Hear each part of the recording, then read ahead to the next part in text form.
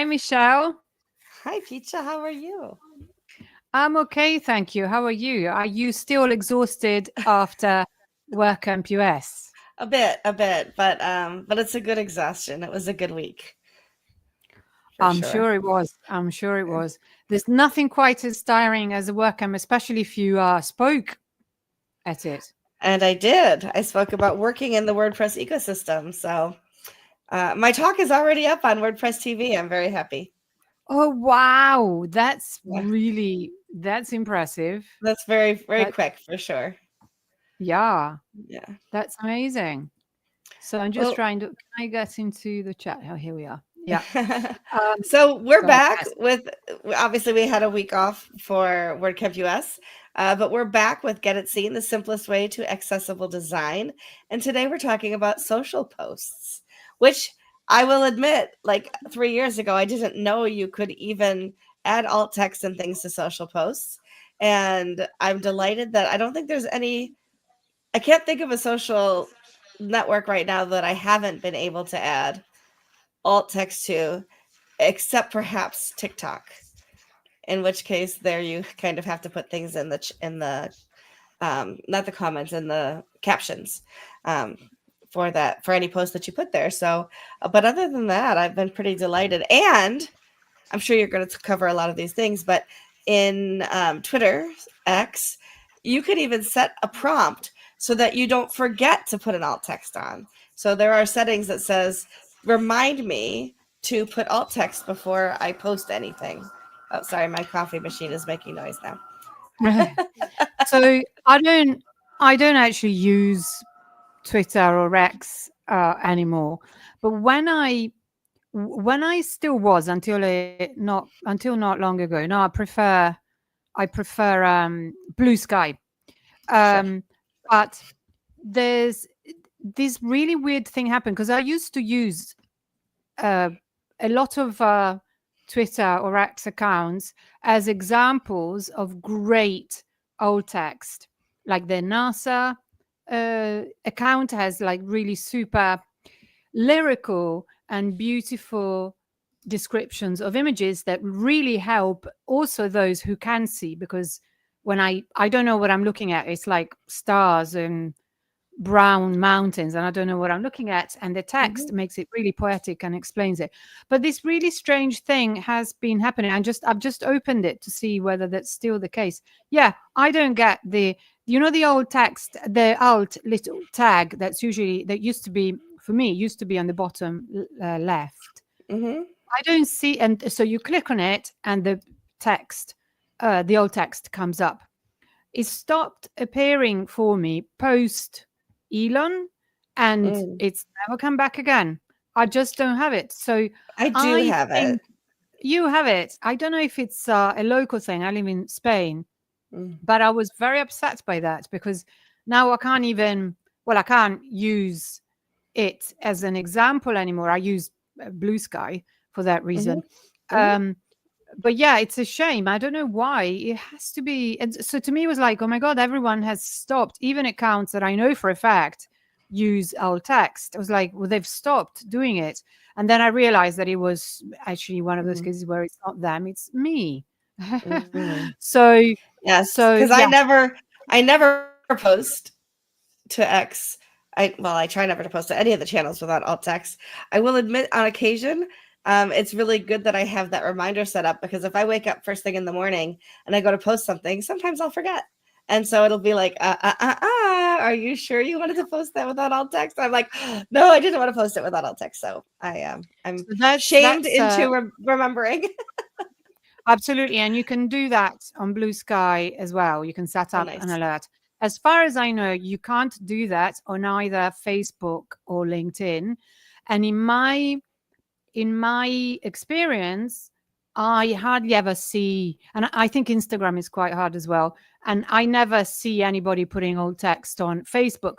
But one really important thing to say is that, in fact, Twitter, even though now it doesn't do it for me, but let's say Blue Sky, they're the very few uh, uh, social media platforms that actually allow anyone to see the alt text. So there's a little tag that you can click on and it will show the alt text, which I love because Mhm. often a lot of people use alt text creatively. So they will show, sorry, something made a noise on my end. And it shouldn't have done, but never mind. So I was saying, so you can read the alt text, which sometimes it gives you a lot because, as we've been saying, I think in every episode, Michelle, uh, accessibility is that thing that is essential for some and useful for all. So it's alt text is not just for screen readers, but platforms such as LinkedIn for sure, and I think Facebook as well, will only reveal alt text in the code. So if you use a screen reader, you will get alt text. But if you don't, you won't get it. So this is something really important that very few people know. Even a lot of accessibility champions hardly ever do this. And it is that you shouldn't just put alt text. You should put the image description in the body of your post. You don't need to Mhm. do that. In theory, you don't need to do that on Twitter, but I can't see alt text. In practice, for instance, on Blue Sky, everybody can see it, so that's fine. But on LinkedIn, nobody can see it unless they're using a screen reader. And a lot of people with low vision do not use a screen reader.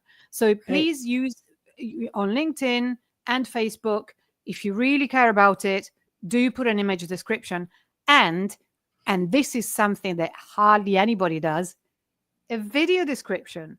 You should Uh, say, you should give a brief description of what your video is about. Because otherwise, how are people very often, even if you have a spoken word on a video, it won't say what's in the images. So you should mm, always do that as well. And you can definitely do that as alt text in Blue Sky. I don't know if you can do it on X or on other platforms. I don't even know. No, and typically, if I've been posting a video that has no spoken, I didn't think about doing it for anything where there's conversation. But if I post a video that there's no conversation, nothing spoken, I will put in parentheses like alt. This video shows XYZ, that kind of thing, because I was like, why would I post it if people who have lower or no vision can't understand what's happening? So at least then they get a description of what is happening there. Yeah, absolutely. And you and I here um, always describe when we put an image or a video on the screen. Mhm. So that's fine. We always do that. But a lot of people, forget about that. And Right. then, so I would say that's the main thing about images on social media. And one thing that nobody knows, LinkedIn users especially, there's been this fashion of using carousels for so long. And yet they're all done. Oh, hello, Namika. Hello, hello. Hi. Really lovely to see you. Well, I'm not actually seeing you, but to have you here. Exactly. Yeah. So I was saying that what people don't know is, and I can't tell you how many accessibility champions still do this. And it's not their fault. We're all still learning and it's really hard to know everything. I'm sure I do things that I shouldn't be doing, but very often people post a carousel on LinkedIn. A carousel is a series of images which are in practically technically they are a PDF, and they in the body of the post they don't describe what's in each image in the carousel. Mm. That means Mhm.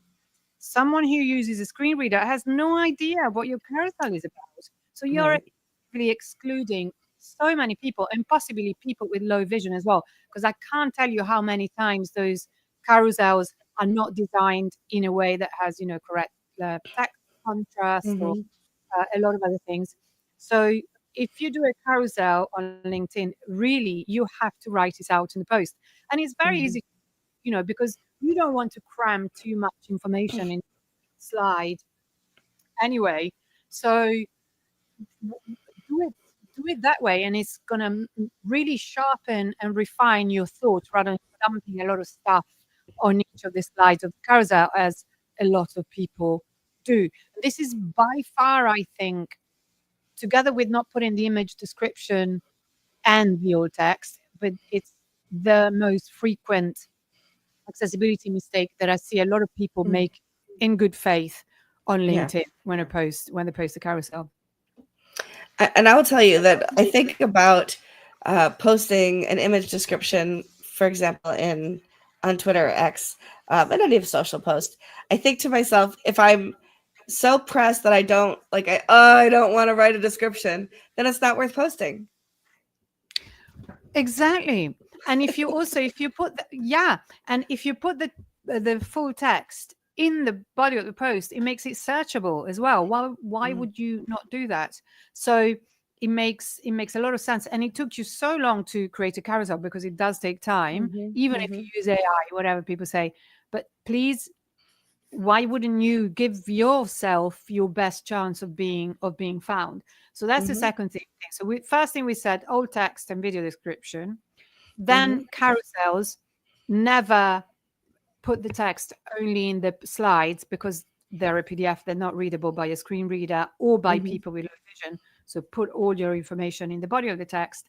And then the next thing that I feel very strongly about in social media posts is, let's see if you guess.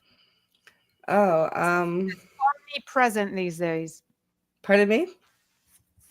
Omnipresent, something that is everywhere. You just see it everywhere. Everybody loves using them a lot. Oh, It could be one emojis? of the things, actually. Yes, it's emojis. There was another possible answer that I would have given you as the good answer anyway. We'll get to that next. Okay. It's definitely emojis because everyone loves an emoji.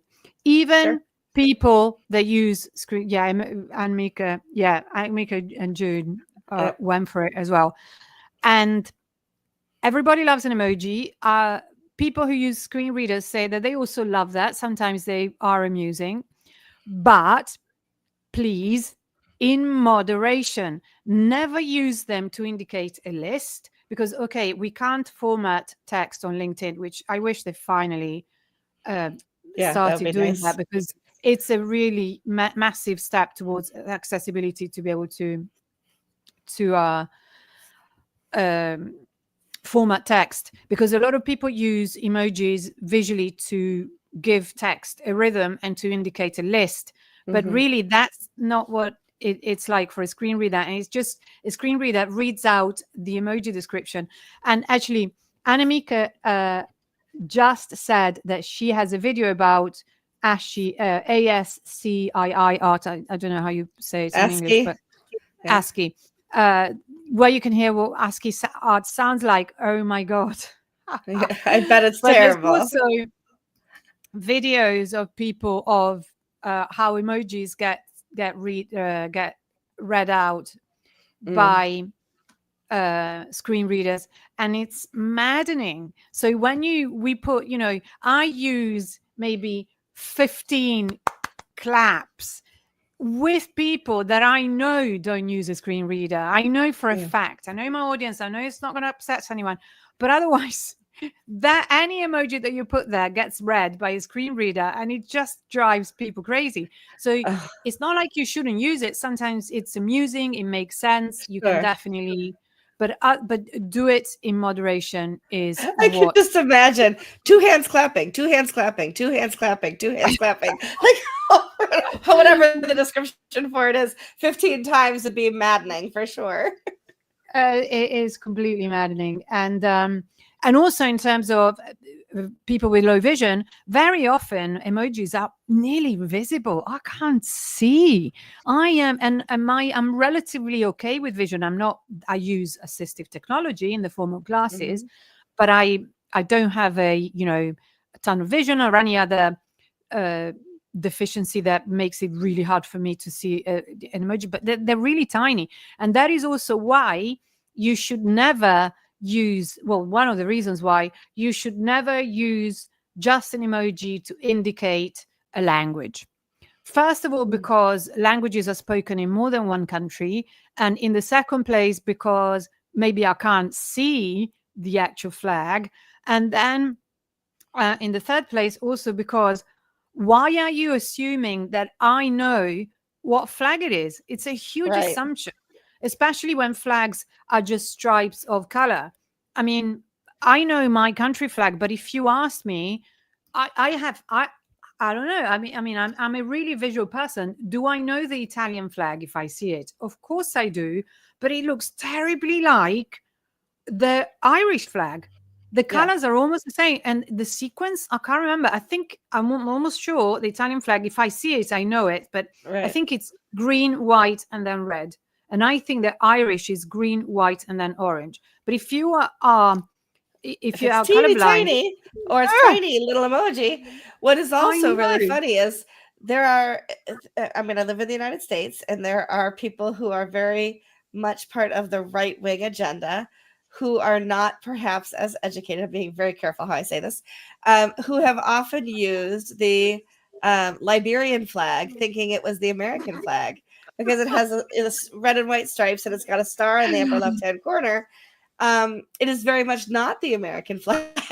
And so they're Oh, not even sorry for indicating the English at all if they're using that, right? So I mean, I don't this actually know what reminds part. me this reminds me of the same type of person in the UK who are now using St. George's flag. St. George's flag is the same is England, as you know, the United Kingdom has Scotland, Wales, and England, and the English flag is white with a red cross on it, which is St. George's flag. St. George is patron saint of England. Little do they know that St. George is from Palestine, but that's a different story. Anyway, so recently the people are painting. It's become a problem because they're painting, for instance, they're painting zebra crossings, Mhm. which is incredibly dangerous. But there was recently I saw an article where they just painted the Danish flag everywhere, which is red with white, with a white Mhm. cross. So very, very similar thing. But even within Europe, I know that, there are a few countries that have the same colors. And I don't remember if it's horizontal or vertical, if Mm. which is Netherlands. And it's, am I ignorant? Maybe, but you can show it to me a million times. I will still not remember. Yeah, So same. that's something else. As usual, Um, we are sort I of need I going need a to lot of I need to interrupt you really quickly to say that for those of us in the United States, a zebra crossing is a crosswalk. It is not a place for zebras to cross the road because we don't call it that here. So that is something else about accessibility. It's a Mhm. really nice tie-in with our topic, because when you write a post, never use cultural references that you assume everybody will know. Because here I am, doing my best to be accessible and excluding the whole of the US. Brilliant, well done. So there's that, and there's a lot of other things that we say and sort of take for granted that people will know. So unless you're talking within a closed circle, these are sort of in jokes and things that you only really know. And even there's Mhm. lots of expressions that I mean, I know that they come from maybe football and I use them anyway, like or from what's the other one, baseball, like touch base and things like that. I don't know what it means, but I do know that it means getting in touch or catching Right. up, something like that. But not everybody may know that, And so be also, careful do and maybe you explain mean it. American football or soccer when you say football? Precisely, when I say football, I mean soccer. What is soccer, honestly? But I know. We call things different here. I can't help it. I know, but even I live in Spain, and it's really quite funny. There's a lot of immigration from Latin America, and they have so many more words and so Mm, many different words. It can be quite funny sometimes, yeah. because like there are words that are very rude here, and there are completely commonplace in Argentina. I won't go into detail, but anyway, there's lots Yeah. of fun to be had with that. So there's something to bear in mind on social media as well. And then now I want to mention the other thing that is something that people should avoid, and they don't, and it's as omnipresent as emojis. And I'm going to see whether someone guesses or not. People who know me really well may guess because I speak of these things a lot. I've done talks about them and so on. I'm going to see whether anyone comes up with them. It's something that is visual and that is omnipresent. Everybody uses it on social media, and even here she is. Annika knows me. She does. Animated I gifs. knew it, but I wanted to give the rest of the people it. Actually, Yes. what's interesting is because I was thinking about this in Twitter. The animated GIFs have an alt already, but it's seldom actually very good alt text. And so it's better to add your own. Yes. Yes. So we had this conversation here before, didn't we, when we were talking about alt text? You, by all means, use AI, but don't trust it. You need to always check it. Right. Today, by the way, I'm giving a talk just after this at 5 p.m. Central European summertime for the Equalized Digital meetup on captions. And I can't remember what I was going with it. We were talking about before GIFs, animated GIFs and alt text for GIFs. Yeah, it's not come back. That's okay. Honestly, that is quite ridiculous. I'm happy I'm among friends because this is anyway, we'll come back. Those days. But I will, while I'm at it, I will actually where's the tab with Get It Seen? I'm gonna put the link. Can I do that? Sure. Is that all right? If I put the, let me mute the tab. You go. Come here. Yeah, I can't remember what I was about to say. I didn't, because the point is that I wasn't just trying to promote it. There was a reason why. There was a reason why I was saying that, but never mind. So back to what we were saying. GIFs are terrible for me. I have a vestibular disorder that's diagnosed.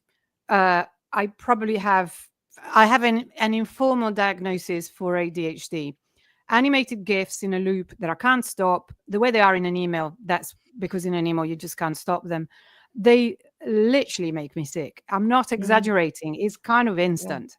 Yeah. There's a WCAG, the guideline that says that you need to have a stop button, but I am already sick by the time I've found the stop button, which is why, the guidelines, the WCAG guidelines, the WCAG guidelines are a work in progress, and you can follow them, but it doesn't mean that you will be necessarily completely accessible. This is something else that we've said many, many times. So June, you're asking, how would you address memes? That carries cultural reference and sarcasm too. Okay. I often see memes I don't understand. So I think that that's one of those points where it just goes into the territory where you can't just, I don't want to use the word police, but you can't police everything. I am not going to tell you don't do a meme because some people may not understand it. Maybe write an explanation of the meme somewhere, maybe have a link. Maybe that would be the solution, to have a link. I just describe what I see. I don't try to explain the joke in a meme. I just describe visually what's happening. And so perhaps somebody who understands the meme with a visual description will understand the context of it. But I just describe what I see, because if I don't understand it, that's fine if other people don't understand it too, but at least they can know what's in the image. Yeah. So Ann Mika is also saying you can share your animated GIF with AI and tell it the context. Would you like me to share my prompt? Which we would definitely. I said yes, please do. Yeah. But my question is, at this point, and it's very much my experience with AI, which I use AI a lot, and I think it's amazing, but at the same time, with limitations. By the time I have told AI the context, I might as well write the description myself, the old text myself, because I don't want to lose the ability to describe. That's a worry. That is something that is coming up. with, for instance, students that rely on AI too much, that are good students, they're not using shortcuts, but then they lose the ability to summarize, because, for instance, one thing that AI does really, really well is summarize. But we need to have that ability. We can't just delegate everything to AI, because these are skills that we need to develop and keep. And there are muscles that we need to keep awake. So that's my question, and it's a genuine question. I'm not even in any way sort of say polemical. So because I use AI a lot, but I always have to check, because oh my God, it goes on tangents. But so that's the other thing. A lot of platforms allow you to stop the GIF, but a lot of platforms don't. And I don't understand why people who know me, my friends, still send me GIFs on WhatsApp. And often there is a way of stopping them, but it's not immediately intuitive. And very often my only way is to delete that message. It's the only thing I can do. And in emails, there's no way I can stop a GIF in an email. You've just totally lost me. So there's that. So summing up, we've talked about, we started with alt text, then, and we always touch on alt text at some point or another. Then we talked about carousels, especially on LinkedIn. You need to describe every slide in your carousel, and you also want to do that because it's good for your search function. Then we talked about emojis and the use of flags, because it's so common. Besides, even if you don't use emojis, you will maybe use a flag to indicate the languages that your website is in. Don't do that. You need to also put the language itself, and make sure that you don't get people angry by using, if English is spoken in a lot of countries. So, for instance, just to mention one. Yes, something, and then we said animated GIFs, they are a real problem for a lot of people. Definitely not just me, and definitely not just old people. There's plenty of data that shows that. And Amika just says exactly the right way. The GIFs in email are conversion killers, without a doubt. And the way to describe an image is describe it the way you would describe on the phone to someone who does not see it. Because that way you would include the context. You would describe an image explaining what the context is when you're on the phone to a friend, when we couldn't do video.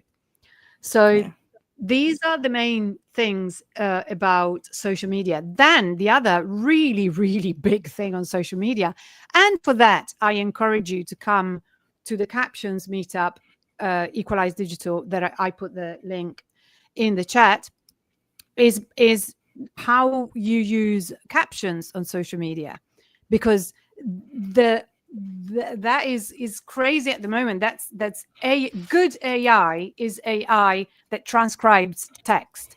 I love it. It's wonderful. I am very grateful for it. It's getting better and better and better. But when that good AI goes bad is where it just gets over designed to the point where people who've sort of heard, they got wind of the fact that you need to put captions to videos. And what they do is they use fancy captioning that absolutely kills me. I cannot, it's an immediate close the window for me. Yeah. So June was kind enough. June was kind enough to send me the link to the Equalize Digital meetup, and that's on the screen now. It's a very long one. equalizedigital.com/event/ and all of these words have hyphens between them. We need to talk about captions, Piccia Neri, then the number 2. So it is in the it is in the chat as well. I know that's a tough one for anybody who can't see it. I will read it one more time. equalizedigital.com/event. We need to talk about captions, Piccia Neri, and then the number 2. And there are dashes or hyphens between each one of those words. Yeah. So these are the essential things about social media. I don't think we've got time for much more than that, but No. I am going to give you a link to a fabulous resource that's completely free that's called Accessible Social. And I'm going to put it in the chat where I thought I had already put the equalized digital link, but never mind. So it's accessible-social.com by this woman called Alexa Hendricks, who's a social media expert that a few years ago became aware of how many people she was inadvertently shutting out. And she then became a champion of accessible social media. Yes, and Mika says that Alexa rocks, and she does. And this website is amazing, absolutely brilliant. And you can actually look at it to see how a lot of good design accessibility practices. And she's actually recently updated it and changed it entirely, and it's just great. So I very much recommend it. Yeah, so I feel like it's well, maybe for once we stick to just over half an hour instead of going to Absolutely. an hour we usually do. We could carry on talking for a lot longer, but as we've said, I am due back on very, very shortly. Yeah, so we will let you have a few moments to gather your thoughts for your next live interaction. So thank you everybody who is here this week. And Anamika says it better than I could. Thank you for doing this accessibility session. Super educational and great for sharing. Thank you so much for being here. Everybody who's Thank watching. you. So we appreciate you. And Piccia, thank you. And we'll see you again next week, where I think we're also talking about captions next week. So we'll be back for that. So if you can't attend the Equalized Digital, come back next week and we'll be talking about captions as well. Thank you all. We'll see you in 1 week. Bye. Bye-bye. Thank you.